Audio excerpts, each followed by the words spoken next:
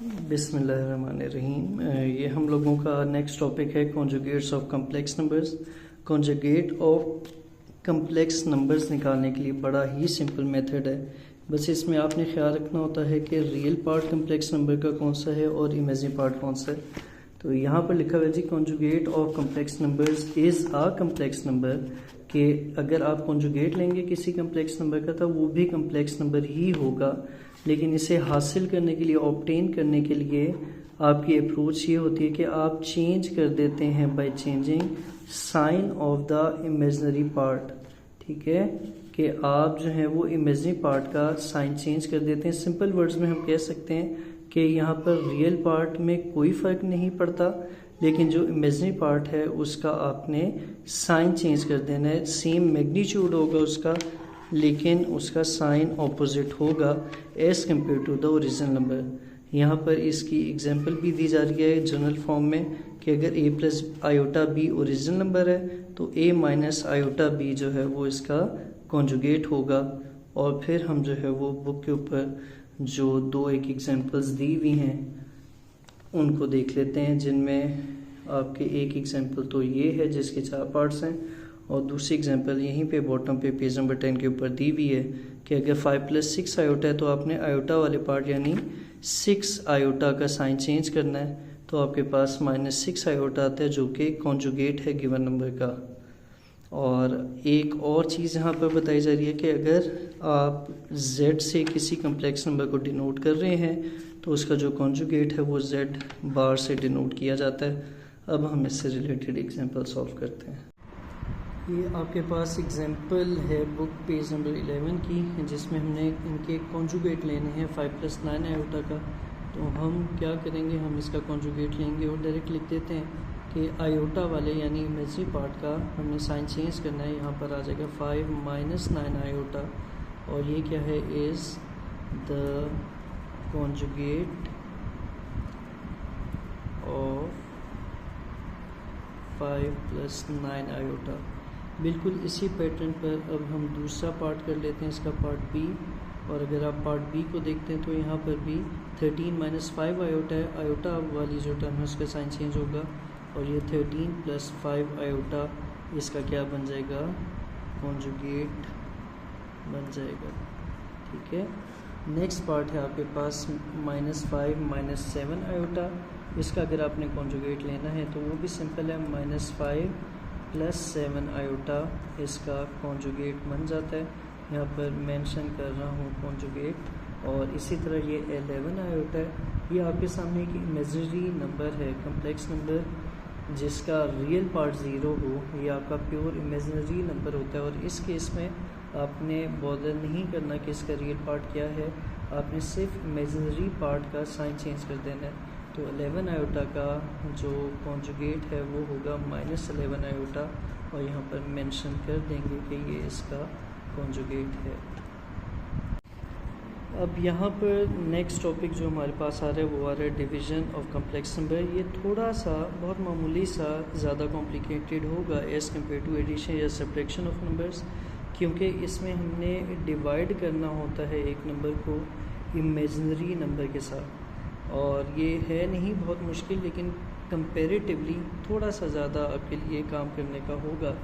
और इसका रूल क्या है या तरीका क्या है, प्रोसेस क्या है कि आपने डिवाइड करना हो अगर कम्प्लेक्स नंबर को, तो हम पहले उसको के लिए एक ऐसी टर्म ढूंढेंगे जिससे हम मल्टीप्लाई करें न्यूमरेटर और डिनोमिनेटर को, तो उसका इमेजिनरी पार्ट एलिमिनेट हो जाए डिनोमिनेटर से।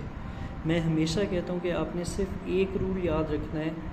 रेडिकल साइन वाले क्वेश्चंस में जो हमारे 9th के नए कोर्स में भी कुछ लिमिटेड क्वेश्चंस थे रेडिकल साइन वाले फ्रैक्शंस के, उसमें भी और आयोटा वालों में भी कि कुछ हो जाए, इन एनी केस डिनोमिनेटर में आपको आयोटा या रेडिकल साइन नज़र नहीं आना चाहिए। अब उसको किस तरह रिमूव किया जाता है, यहाँ पर एक जनरलाइज्ड फॉर्म में लिखा हुआ है कि अगर Z1 एक रियल नंबर है x1 प्लस आयोटा 1 और Z2 दूसरा है जो कि x2 आयोटा y2 है, और हमने क्या करना है, हमने इन दोनों को डिवाइड करना है, Z1 डिवाइडेड बाई Z2 करना है। तो आप जो डिनोमिनेटर में एक्सप्रेशन है Z2 उसके कॉन्जुगेट से इसे मल्टीप्लाई और डिवाइड कर देंगे। आपको यहाँ पे नज़र आ रहा होगा कि आयोटा y2 था डिनोमिनेटर में, तो माइनस आयोटा y2 से मल्टीप्लाई और डिवाइड किया जा रहा है, और फिर हम इसको बड़ा आसानी से सिंप्लीफाई कर सकते हैं। इसके स्टेप्स को उन्होंने यहाँ पर लिख दिया है, तो ये स्टेप्स भी अगर आप चाहें तो याद कर लें और फिर क्वेश्चन पे क्रूज करें। तो पहले हम कॉन्जुगेट निकालेंगे उस कम्प्लेक्स नंबर का जो कि डिनोमिनेटर पे मौजूद है, और फिर हम उससे मल्टीप्लाई करेंगे न्यूमरेटर को और डिनोमिनेटर को उस कॉन्जुगेट से जो हमने फाइंड किया था, और उसमें फिर एक आइडेंटिटी यूज़ होगी algebraic a plus B into A minus B, A square minus B square के बराबर आता है, और आयोटा स्केयर इक्वल्स टू -1। ये चीज़ आपने अप्लाई करनी है, सिंप्लीफाई करना है डिस्ट्रीब्यूटिव प्रॉपर्टी को न्यूमरेटर में, और इस तरह जो है वो आपके पास रियल और इमेजिनरी पार्ट्स अलग हो जाएंगे।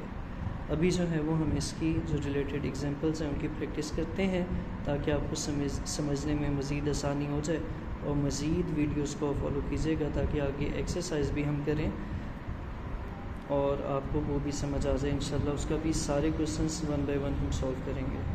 थैंक यू सो मच, अल्लाह हाफ़िज़।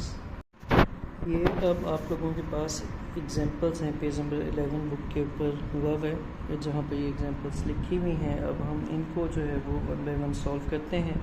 सबसे पहले तो सॉल्यूशन की हेडिंग देना ज़रूरी होता है, हमने उस सॉल्यूशन की हेडिंग दे दी, और अब जो है वो हम क्या करेंगे, इस क्वेश्चन को करते हैं। क्वेश्चन था -7 + 3 आयोटा डिवाइडेड बाय 2 - 5 आयोटा।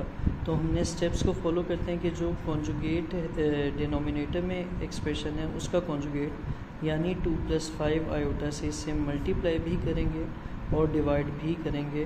तो ये 2 + 5 आयोटा एक दफ़ा ऊपर आ जाएगा और एक दफ़ा नीचे, और हमने शुरू किया था -7 + 3 आयोटा डिवाइडेड बाय 2 - 5 आयोटा से। इक्वल्स टू के नीचे इक्वल्स टू डालें। मैथ्स में मैं हमेशा सजेस्ट करता हूँ कि अगर आप लाइन्स छोड़ दें तो कोई बहुत बड़ा इशू नहीं होता, बल्कि सिंप्लीफिकेशन आसान हो जाती है और एरर के जो चांसेस हम कम हो जाते हैं। अब हम इनको सॉल्व करते हैं, तो ऊपर वाले एक्सप्रेशंस को हम इस तरह लिख सकते हैं कि -7 + 3 आयोटा मल्टीप्लाइड बाय 2 + 5 आयोटा, और नीचे अगर आप देखें तो यहाँ पर आइडेंटिटी यूज़ होगी जिसका जिक्र पहले किया गया था कि a माइनस बी और a प्लस बी को मल्टीप्लाई कर लें तो a square minus B square आ जाता है। अब यहाँ पर डिनोमिनेटर में 2 का स्केयर बनेगा और 5 आयोटा का स्केयर बनेगा। अगले स्टेप में हम ऊपर वालों को भी सॉल्व करेंगे साथ साथ और फिर नीचे भी चलेंगे। -7 को जब 2 से मल्टीप्लाई किया जाता है तो -14 आता है। -7 को 5 से करें तो -35 आयोटा आ जाएगा। इसी तरह 3 को 2 से करें तो 6 आयोटा आते हैं और 3 को 5 से करें तो 15 आयोटा स्केयर आ जाएगा।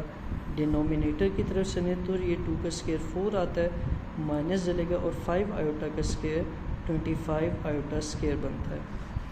अब आपके यहाँ पर एक और आइडेंटिटी यूज़ होगी कि आयोटा स्केयर -1 के बराबर था।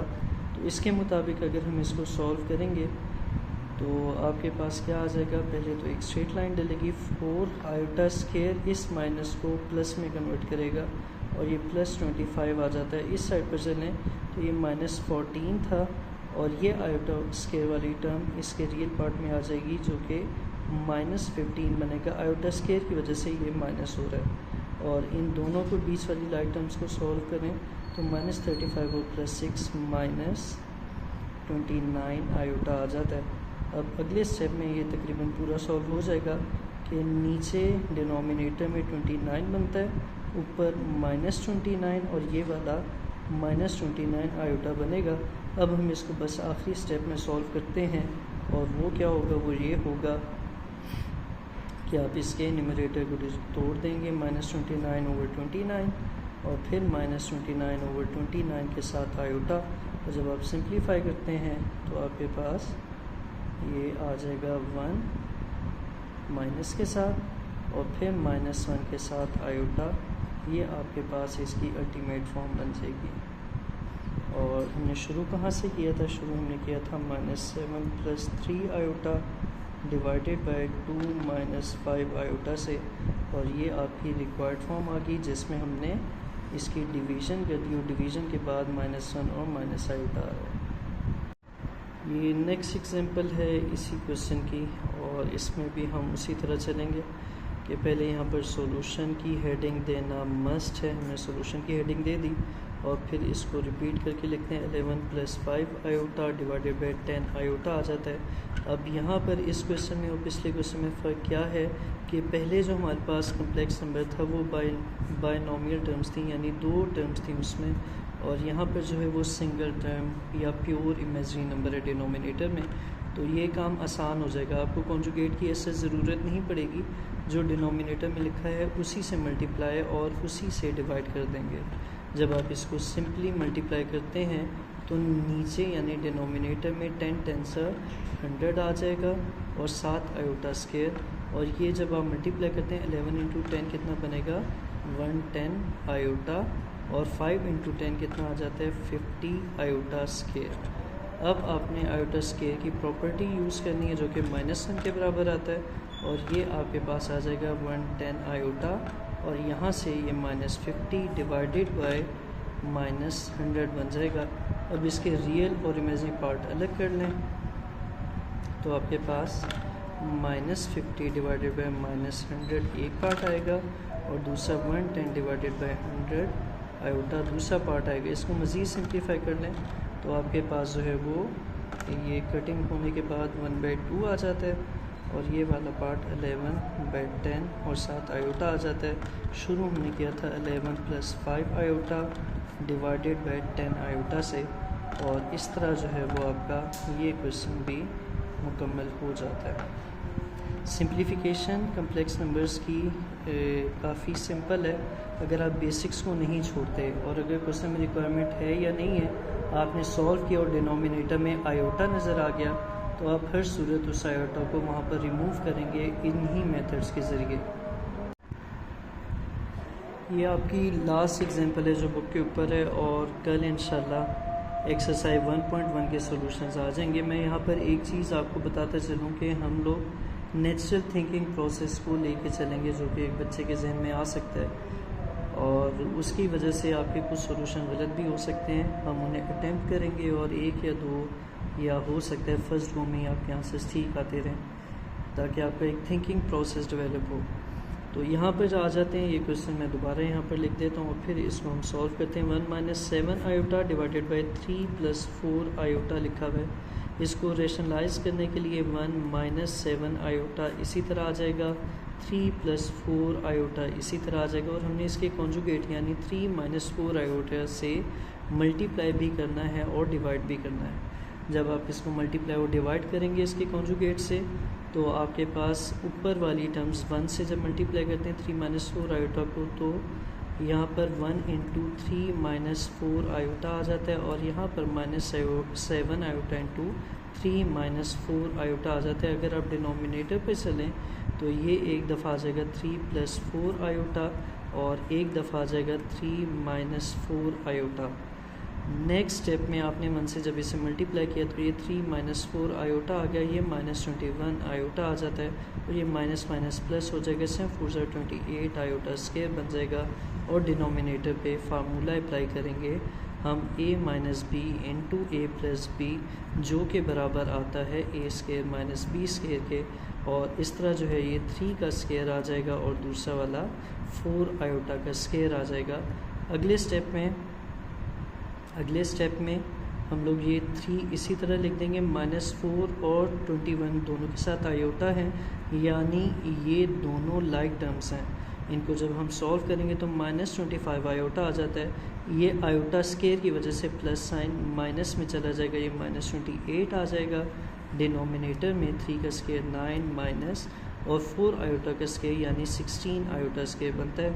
यहाँ पर आप मेंशन करेंगे कि आयोटा स्क्वायर आपने -1 लिख कर सॉल्व किया है, और फिर अगले स्टेप पर चलें तो ये आपके पास 3 - 28 - 25 आ जाएगा, और ये भी 25 आयोटा ही है। डिनोमिनेटर की तरफ चलें तो ये 9 आता है, आयोटा स्क्वायर की वजह से ये प्लस में चेंज हो जाएगा, ये प्लस बन जाएगा, और यहाँ 16 आएगा। और अगले 1-2 स्टेप्स में आप -25/25 लिख पाएंगे, क्योंकि 16 9 25 होता है, और इस साइड पर 25 डिवाइडेड बाई 25 और आयोटा आ जाता है। जब आप इसको मज़ीद सिंप्लीफाई करते हैं तो -1 और -1 आयोटा आ जाएगा। और आपने क्वेश्चन शुरू किया था कहाँ से, 1 - 7 आयोटा डिवाइडेड बाय 3 + 4 आयोटा से। इस तरह जो है वो ये आपका क्वेश्चन पूरा हो जाता है और आप जो है वो इसको हाईलाइट करने के लिए कोई भी काम कर सकते हैं। मैं आपके सामने इस तरीके से जो है वो इसका आंसर हाईलाइट कर रहा हूँ। बॉक्स बना दें, आपके पास टूल्स होंगे वो ज़्यादा बेहतर है। और इस तरह जो है वो ये आपका क्वेश्चन पूरा हो जाएगा। बाकी नेक्स्ट वीडियो में इंशाल्लाह हम एक्सरसाइज 1.1 करेंगे और फोकस करेंगे कि आपके थिंकिंग प्रोसेस जो है वो चल पाए और आप चीज़ों को इस तरह सॉल्व करें जैसे कि एक बंदा लर्निंग के लिए सीखते हुए करता है, ना कि सिर्फ कॉपी और पेस्ट करके और बार बार प्रैक्टिस करके याद कर लें। चीज़ों को के कॉन्सेप्ट्स को लेके चलें, आसानी होगी क्योंकि पेपर लाजमी नहीं होता कि एग्जैक्ट वो क्वेश्चंस आएँ जो कि बुक में मौजूद हैं। थैंक यू सो मच और गुड लक। अल्लाह आपके वक्त में बरकत डाले। Thank you so much. अल्लाह हाफिज़।